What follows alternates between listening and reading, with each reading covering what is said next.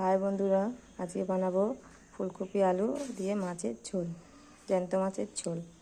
আপনারা কাটাপোনা মাছ দিয়েও বানাতে পারেন, আমি রুই মাছ দিয়ে বানাবো। তার জন্য নিয়ে নিচ্ছি ফুলকপি, আলু, টমেটো আর কটা আমি বিনস দিয়ে দিই।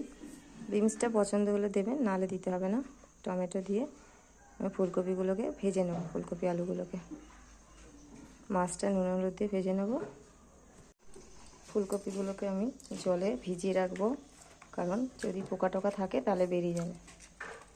কিছুক্ষণ জলে ভিজিয়ে রেখে তারপরে আমি ফুলকপিগুলোকে ভেজে নেব।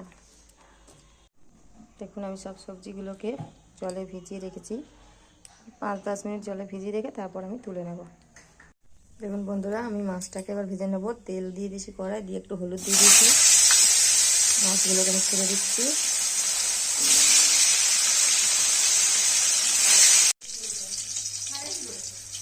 দেখুন, আমি কাঁচা লঙ্কা ফোড়ন দিয়ে দিয়েছি, রাঁধুনি ফোড়ন দিয়েছি।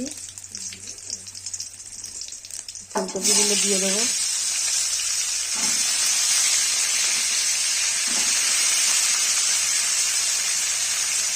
এটাকে আলু দিয়ে নুন দিয়ে হলুদ দিয়ে দিলাম, দিয়ে এগুলোকে ভালো করে লাল লাল করে ভেজে নেব। এখন আমি মাছগুলো ভেজে নিয়েছি।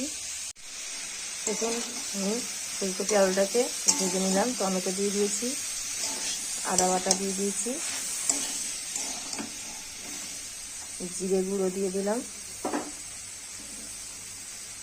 হলুদ গুঁড়ো দিয়ে দিলাম,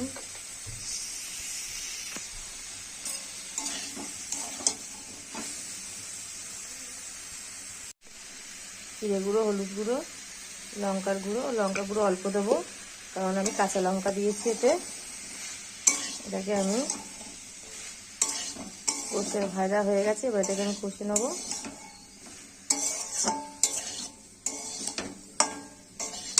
এতে জল দিয়ে দেবো।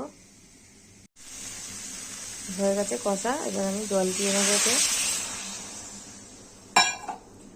যেরকম ঝোল খাবেন সেরকম জল দেবেন।